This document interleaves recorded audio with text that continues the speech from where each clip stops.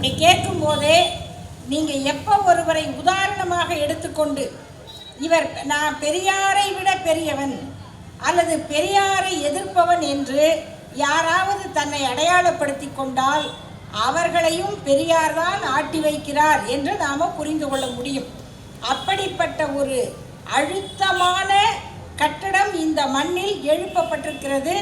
அது தந்தை பெரியாருடைய உழைப்பினால் உருவானது.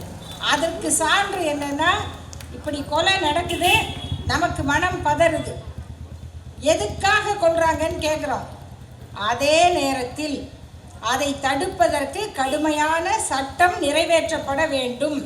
நீங்கள் ஜாதியின் பெயரால் கொண்டாலும் சரி, மதத்தை விட்டு மதம் மாறி கல்யாணம் பண்ணுறதுக்காக கொண்டாலும் சரி, சொந்த ஜாதியிலேயே ஏழை பணக்காரங்கிறதுக்காக கொண்டாலும் சரி, எதுவுமே இல்லை, நாங்கள் சொல்கிற ஆளை தான் கட்டணும், நாங்கள் சொல்கிற கழுதையை தான் கட்டணும், நீ விரும்புகிற மனிதரை கட்டக்கூடாது என்று நடந்தாலும் இது எல்லாத்துக்கும் பேர் ஆணவ கொலை, ஆதிக்க கொலை, திமிர் பிடித்த கொலை.